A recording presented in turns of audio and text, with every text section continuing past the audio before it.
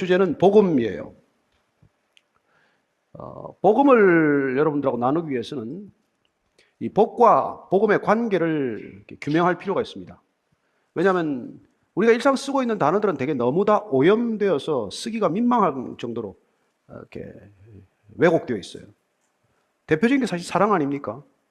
사랑처럼 고결한 것이 없고 사랑처럼 인간에게 필요한 것이 없는데 인간이 그 단어를 이렇게 오용하다 보니까 사랑한다는 말을 쓰기가 민망할 그런 상황이 많이 생긴 거죠.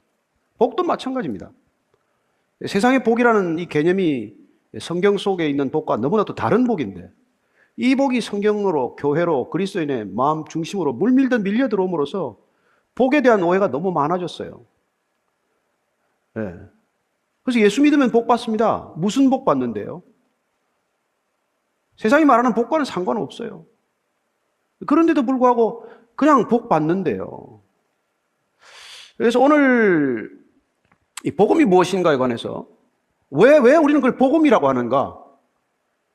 이걸 분명하게 우리가 알기 위해서는 성경에 처음에 나오는 복부터 규명을 해야 합니다. 뭐가 복인가? 하나님은 인간을 지으셨습니다. 지으신 목적이 뭐겠어요? 복되게 하시기 위해서 지으셨습니다. 맞습니다. 모든 피조물들을 다 지으시고 마지막으로 인간을 지으셨어요. 왜요? 가장 복되게 하기 위해서 지으셨습니다.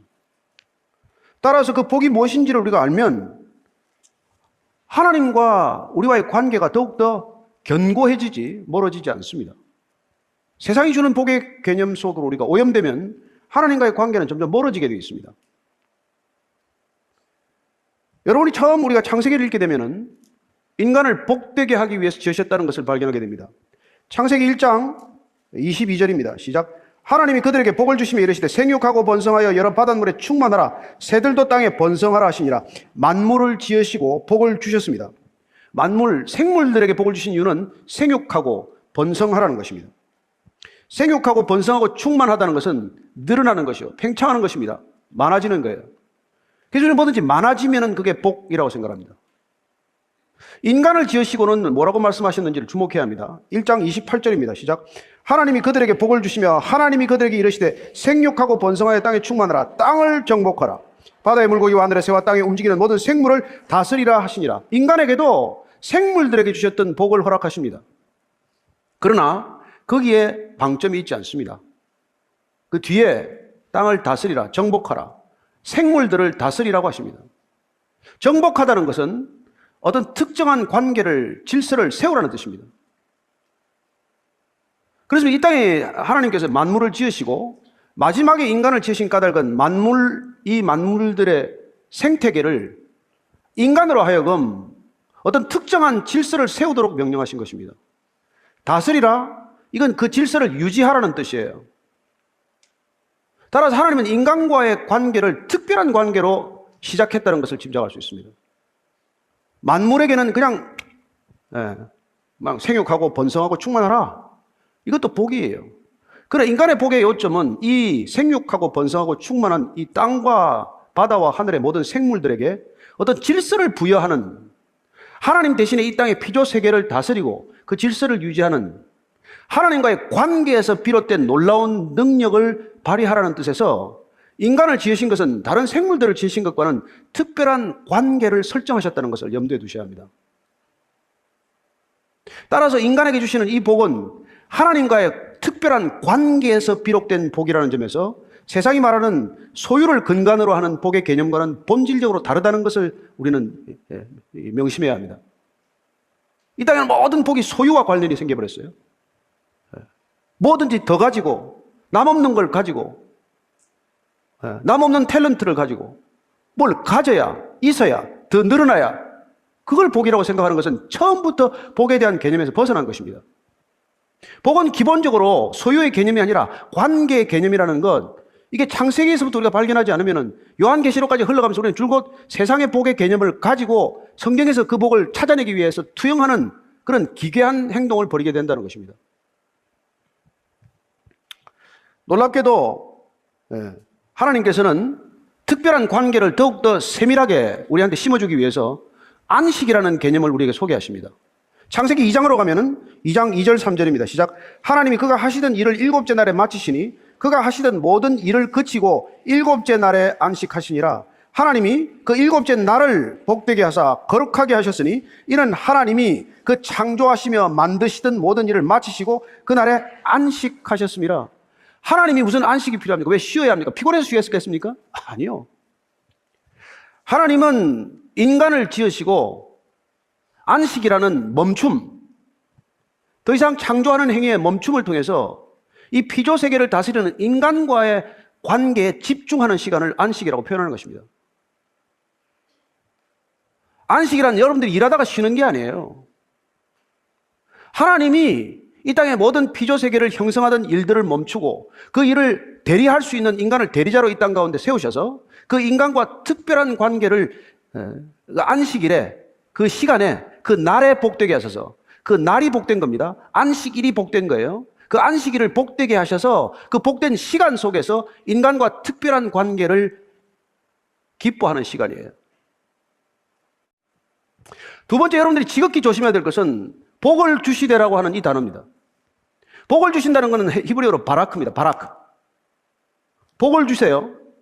이 복은 여러분 절대로 혼동하지 마십시오. 물건을 주는 게 아니에요. 재물을 주는 게 아닙니다. 권력을 주는 게 아니에요. 복의 기본적인 4가지 행위가 포함되어 있습니다. 하나님이 복 주신다고 할 때 첫 번째는 기억하십시오. 무릎 꿇고 기도하는 겁니다. 복의 첫 번째 출발점은 인간이 하나님을 향하여 무릎을 꿇고 기도하는 거예요. 그 복에 드리는 첫 번째 개념입니다. 두 번째 복에 드리는 개념은 하나님께 예배 드리는 것입니다. 경배하는 것입니다. 무릎 꿇고 두 손 들고 경배 드리는 것, 그게 복 주셨다는 뜻이에요. 그걸 잃어버리기 때문에 우리는 엉뚱한 복만 생각하는 것이죠. 세 번째는 하나님께서 이 땅에 우리를 존재케 하신 것에 감사하는 겁니다. 그게 복 주셨다는 의미예요. 너무 놀랍지 않습니까? 하나님께서 우리를 복을 주셨다고 하는 것은 기도할 수 있고 경배할 수 있고 감사할 수 있고 끝으로 찬양할 수 있다는 것입니다. 이 4가지가 여러분 복에 포함되어 있는 복받은 인간이 하나님께 반응하는 그런 행위를 뜻하는 것입니다. 따라서 인간이 하나님을 떠나서 무슨 복이 있습니까? 하나님을 모르고 무슨 복이 존재합니까? 하나님께 기도할 수 있고 경배할 수 있고 감사할 수 있고 찬양할 수 있는 이런 관계, 하나님과의 관계, 오로지 이 하나님과의 관계가 우리의 복의 전부라는 것입니다. 따라서 하나님으로부터 비롯된 이 복의 개념을 우리가 놓치면 어떤 것도 복이 될 수 없습니다. 저는 하나님께서 우리에게 이런 복을 주셨다는 것을 우리가 놓치게 되면 엉뚱하게도 사탄의 게임에 빠지게 되는 것이죠. 따라서 우리는 하나님이 우리를 복되게 하셨기 때문에 하나님과의 관계를 유지하는 것이 복입니다. 근데 사탄이 이 복을 치고 들어오는 거예요. 이 복을 깨뜨리는 겁니다. 이 복을 깨뜨리는 가장 손쉬운 방법이 뭐예요? 내가 하나님같이 되라는 거예요.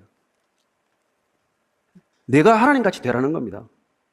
하나님은 이 복을 유지하기 위하여, 관계라는 복을 유지하기 위하여 선악과를 두신 것입니다. 여러분, 모든 관계는 한 가지 제약을 필수적으로 가져야 합니다. 무슨 관계가 있다는 것은 어떤 제한이 있다는 뜻입니다. 무제한은 관계가 없다는 뜻이에요. 나는 모든 인류를 사랑합니다. 아무도 사랑 안 하는 거예요. 저와 여러분이 무슨 모든 인류를 사랑합니까? 그러나 내 아내를 사랑합니다. 내 자녀를 사랑합니다. 관계가 성립됐어요. 왜냐하면 제약이 있기 때문에, 제한이 있기 때문에 관계가 성립되는 겁니다. 하나님이 인간과 특별한 관계를 맺기 위하여, 특별한 관계를 유지하기 위하여, 인간과 특별한 관계에 있음을 드러내기 위하여 선과 악을 알게 하는 나무의 과실은 먹지 말아라. 그걸 먹으면 정령 죽으리라. 곧 너하고 나하고 관계 끊어진다. 그 복된 관계, 하나님을 알고 하나님을 부르고 하나님께 달려갈 수 있고 하나님께 의지할 수 있고 하나님께 모든 것을 공급받을 수 있는 그 관계가 끊어진다. 정령 죽으리라. 사탄이 말합니다. 안 죽는다. 해봐라. 하나님이 너를 시기하는 거야. 내가 하나님같이 될 걸 두려워하는 거야. 그렇습니다. 사탄의 모든 역할은 관계를 끊어놓는 거예요. 갈등을 불러일으키는 것입니다. 사탄이 일하는 곳은 언제든지 갈등이 증폭됩니다. 관계가 위태로워집니다. 근데 관계가 대립관계를 거쳐서 증오관계를 거쳐서 관계가 파멸되는 것이 목적이에요. 그래야 복이 끝나니까. 저는 여러분들이 이 복에 대한 개념을 가져야 복음이 이해가 됩니다. 왜 복음입니까? 이 복이 에덴 동산에서 끊어졌는데 예수님께서 이 복을 이어주셨다는 게 복음이에요.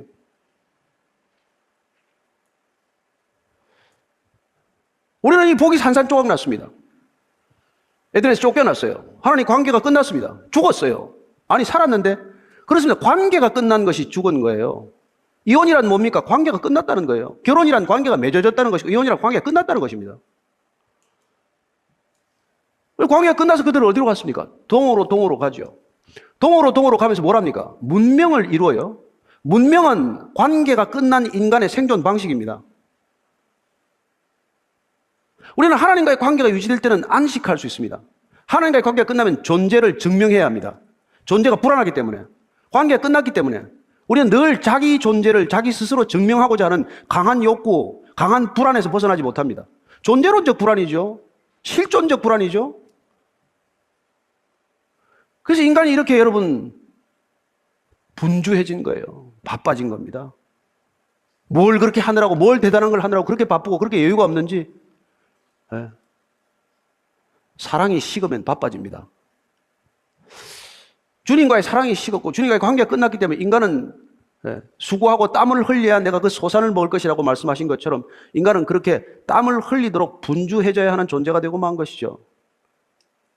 얼마나 안타까운 일입니까? 에덴 동산이 어떤 곳인데 무한한 자유가 주어졌습니다. 단 한 가지 제약, 그 제약은 제약이 아니라 관계를 존속하는 관계 유지를 위한 오직 쐐기와 같은 거예요. 하나님의 하나님 되심을 인정하는 것 그 이상도 그 이하도 아닙니다. 선과 악을 알게 하는 과실을 먹는다는 것은 하나님의 하나님 되심을 부정하는 것이고 인간의 인간됨을 거부하는 것이죠. 그런 일들을 통해서 인간은 스스로의 파탄, 파멸을 자초한 것입니다. 그래서 예수님께서 오셨다가 복음이 되는 것입니다. 예수님께서 오셔서 파탄난 관계를 이어주셨다. 파탄난 관계가 회복되었다. 이게 복음이에요. 그분이 여러분들 뭐 병낫게 하고 조금 지갑 채워주고 자리 좀 높여주는 걸 복음이라고 생각하시면 큰일 납니다. 복이란 근본적으로 관계가 있다는 게 복이고 관계가 유지된다는 게 복이고 관계가 튼튼하다는 게 복이에요. 어떤 게 부부의 복입니까? 부부 관계가 튼튼한 것 아닙니까? 정말 둘이 서로 믿고 서로 의지하고 서로 사랑하는 것 이상 큰 복이 어디 있어요? 하나님과 인간의 관계도 마찬가지입니다. 그분을 아버지라고 부르고 아빠라고 부르고 언제든지 아빠에게 달려갈 수 있고 그 아빠가 품에 안아주시는 것보다 더 큰 복이 어디 있습니까? 따라서 누가복음의 가장 위대한 비유는 복음의 비유예요. 아버지 재산 다 가서 탕진하고 돌아왔습니다. 그 아들이 재산 다 까먹고 돌아왔는데 아버지가 따집니까? 물어봅니까? 너 돈 다 그 많은 돈 다 어디다 썼니? 너 그 많은 돈 누구한테 탕진했니? 한 번도 물어보지 않고 따지지 않습니다. 그냥 깨끗이 씻어라. 옷 다시 입혀줍니다. 여러분 셈족에서 옷이란, 고대 중건도에서 옷이란 지위를 회복하는 뜻이에요. 아들의 지위를 고스란히 회복합니다. 아무것도 묻지 않고 따지지 않고 있는 그대로 그 아들을 받아주시는 하나님 아버지. 그게 복음의 소식이에요. 네. 하나님 아버지와의 관계가 회복되었습니다. 하나님 아버지가 그냥 당신을 받아주신답니다. 영접하는 자, 곧 그 이름을 믿는 자들에게는 하나님의 자녀가 되는 권세가 이미 주어졌답니다. 이게 굿뉴스예요. 당신이 돌이키기만 하면, 당신이 돌아오기만 하면 당신의 어떤 자격, 어떤 조건도 상관없습니다. 그래서 예수님의 말씀이 복음이에요. 우리가 버려진 고아처럼 마치 곧 배터리 방전돼서 이제 컴퓨터가 꺼질 것 다운 되기 직전의 상태에 놓여 있는 우리를 위해서 찾아오셔서 십자가에서 그분이 죽으심으로 십자가란 우리가 플러그인 할 수 있는 플러그를 하나 세워주신 거예요. 십자가가 플러그입니다. 십자가가 구원이 됐어요. 십자가가 능력이 된 것입니다. 십자가가 생명이 된 거예요. 십자가가 영생이 된 겁니다. 거기에 플러그인 하면 우리는 영원한 생명이 흘러드는 것을 경험하시죠. 그분이 우리의 죽음을 가져가셨습니다. 우리의 관계의 단절을 그분께서 회복시키기 위하여 그분이 우리의 죽음을 가져가시고 우리에게 영생을 선물로 주셨다. 이게 복음이 된 것이죠. 그게 사도들이 전한 복음이 된 것입니다. 예수님께서 어떻게 죽으셨습니까? 예수님께서 죽으신 게 요한복음 19장 30절 말씀은 어떻게 우리에게 말씀하고 있습니까? 다 이루었다. 다 이루었다. 다 이루어졌다. 수동태가 맞습니다. 다 이루어졌다. 뭐가 다 이루어졌다는 거예요? 벌거벗겨서 죽어가면서 뭘 다 이루어졌다는 것입니까? 처절하게 신음하다가 피 한 방울 물 한 방울 남기지 않고 다 쏟으시고 나서 뭘 다 이루어졌다는 겁니까? 저와 여러분의 아버지와의 관계가 회복되었다는 것입니다. 그래서 그분이 다 이루어졌다고 선포하는 그 순간에 예루살렘 성전의 휘장이 찢어진 거 아닙니까? 지성소와 성소를 가르는 휘장이 찢어졌습니다. 누구든지 아버지에게 나아갈 수 있는 길이 열렸다. 관계가 회복되었다. 온전히 관계가 복구되었다. 이게 복음이란 말이에요. 그래서 더 이상 우리는 목마르지 않은 존재가 되었다. 이제 더 이상 우리는 허기진 존재가 아니다. 이 세상에 양식이 없어 주림이 아니요 물이 없어 가람이 아니요 하나님의 말씀을 듣지 못한 기갈, 하나님과의 관계가 부족한 기갈, 하나님으로부터 멀어진 기갈, 이 모든 근거가 다 소멸되었다. 이게 그분이 이 땅에서 이루신 일이란 말이에요.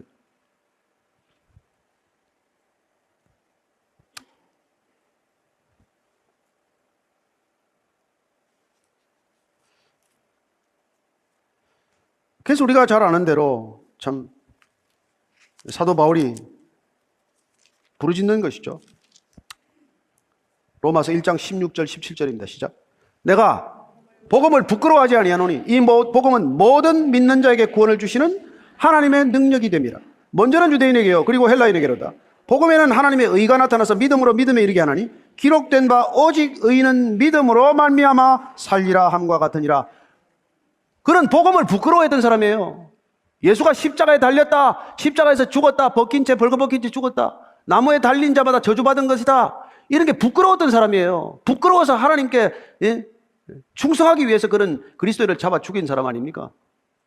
그러나 그가 뭐가 회복되었는지를 알고 진실로 하나님과의 관계가 회복이라는 게 뭔지를 알았기 때문에, 그는 복음을 통해서 변화되었기 때문에, 이 복된 소식이 무엇인지를 깨달았기 때문에 그는 더 이상 복음을 부끄러워하지 않는 사람이 된 것이죠.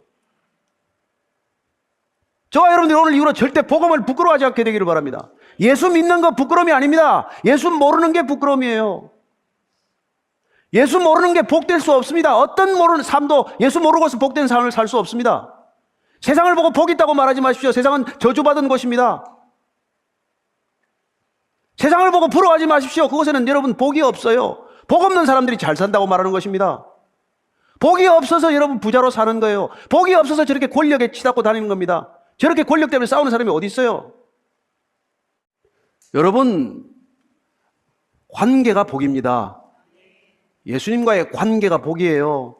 예수 이름 부르는 게 복입니다. 예수님 덕분에 하나님의 아버지 된 게 복입니다. 여러분들이 아버지 없는 고아처럼 살지 않고 아버지 아빠를 마음대로 부르짖어 기도할 수 있는 게 복입니다. 찬양할 수 있는 게 복이에요. 경배하는 예배자로 살아가는 게 복입니다. 하루 종일 감사밖에 입에서 맴돌지 않는 게 복 중에 복입니다. 그게 지복이에요. 따라서 복음이란 이 땅에 존재하는 어떤 복보다도 가장 지극한 지복이 우리에게 주어졌다. 이게 우리에게 복된 소식이라는 것입니다. 그 지복이 예수님 때문에 우리에게 날마다 흘러든다. 그 복을 두고 어디 가서 다른 복을 찾습니까? 뭘 복이라고 얘기합니까? 다른 복을 찾아서 그렇게 어디를 사람들은 헤매지 않습니까? 얼마나 많은 곳을 찾아갑니까? 얼마나 많은 사람을 기웃거립니까? 얼마나 많은 정보에 그냥 온 마음을 다 빼앗깁니까? 그러나 저는 여러분들이 이 참된 복된 소식 때문에 더 이상 두리번거리지 않게 되기를 바랍니다. 불안해하지 않기를 바랍니다. 여러분들은 이미 복된 자리에 있습니다. 이미 더 이상 누릴 수 없는 복을 누리고 있습니다. 세상은 이 복을 몰라서 온갖 것에 다 관심이 있지만, 너무나 많은 버킷리스트를 가지고 있지만, 저와 여러분들은 더 이상 버킷리스트가 사라진 사람들이에요. 우리는 이 땅에 어떤 것도 버킷리스트에 포함시키지 않습니다. 우리는 그분을 예배하는 것, 그 이상의 기쁨이 없다는 것을 알고, 그분의 이름을 부르는 것 이상 더 놀라운 능력이 없다는 것을 알기 때문에, 더구나 그분께서 약속하신 보혜사 성령이 내 안에 거하시는 것을 알기 때문에, 여러분, 누군가를 의지하지 않아도, 누군가의 도움을 우리가 받지 않아도 충분히 그분께서 우리를 지켜주시고 보호하시고 인도하시고 궁극적으로 그분이 계신 곳에 우리를 데려갈 것이라는 것, 그 놀라운 복된 소식의 끝을 알기 때문에 우리는 더 이상 이 땅에 크게 미련두지 않는 거예요. 단지 이 땅에 잠시 머무르는 까닭은 이 복된 소식을 모르는 자들에게 무엇이 복임을 알게 하고 무엇이 복된 소식임을 전하기 위해서 잠시 여기에 머무른다는 것을 기억하십시오. 떠나는 것이 복입니다. 따라서 우리는 이곳에서 오래 사는 게 복이 아니라 새하늘 새 땅으로 속히 옮겨가는 것이 복이라는 것을 굳게 믿는 사람이에요. 우리 이 땅을 떠날 때 웃으며 떠날 것입니다. 기뻐서 아마 달려갈 것입니다. 주님께 아마 뛰어갈 것입니다. 저는 여러분들의 이 복음에 대한 굳은 믿음, 복된 소식에 대한 놀라운 능력이 여러분들의 일상 하루하루를 이끌어가는 힘과 능력이 되기를 축원합니다. 기도할 때 주님 감사합니다. 복이 무엇인지를 알게 하셔서 감사합니다. 복된 소식이 무엇인지를 깨닫게 하셔서 감사합니다. 그 소식 듣게 하셔서 감사하고 그 소식 날마다 내 안에서 확인되게 하셔서 참으로 감사합니다. 입을 열어 감사 이외에 감사할 것 없습니다. 여러분 감사만 종일 하게 되면 여러분들한테 감사할 일만 생길 줄로 믿으십시오. 복된 소식은 그런 것입니다.